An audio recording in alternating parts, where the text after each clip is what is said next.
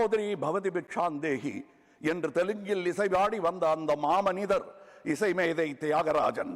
அவர் பிக்ஷா பாத்திரத்திலிருந்து எடுத்த சில்லறைகள் நவீன காலத்திற்கு உதவாது என்று தெரிந்தவர்கள் நீங்கள். நீங்கள் வெள்ளைக்கார கல்வி கற்றது கண்டிப்பாய் கற்பூர புத்திதான். அது காற்றோடு போய் பல ஆண்டுகளாகிவிட்டன. அதன் பிறகு உங்கள் பிச்சை பாத்திரம் உருமாற்றப்பட்டது. பிச்சை குவளை பெரும் உண்டியலானது.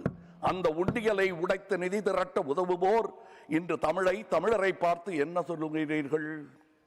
தமிழ் பிச்சை எடுக்க கூட உதவாதா? ஓரளவு உண்மைதான்.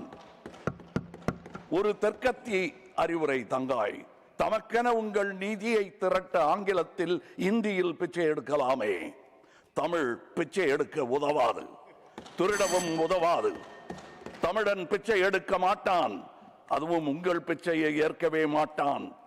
தங்கச்சி, ஓட்டையும் நாட்டையும் இந்த கமலஹாசன் விற்கவே மாட்டான். உங்கள் சாபங்களில் எங்களுக்கு நம்பிக்கை இல்லை. Please conclude.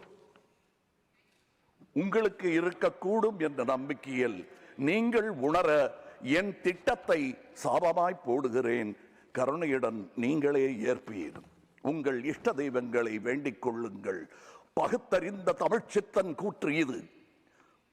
வினை உம்மை சுடுக, என்றும் எங்கள் நாடு நீடூழி வாழும். வினை உம்மை சுடுக, ஓட்டப்பம்பும் வீட்டை சுடுக. வந்தீர் வென்றீர் செல்வீர். இது உலக நியதி, அரசியல் நியதியும் கூட. வீழ்க வளமுடன், தமிழ் என்றும் வாழும் நலமுடன். வணக்கம் அவை வந்தடைந்த தலைவர் கூட்டத்திற்கு. சென்றும் வருவேன், நாளை யமதே. உங்கள் கமல்ஹாசன். ஜெய்ஹிந்த்.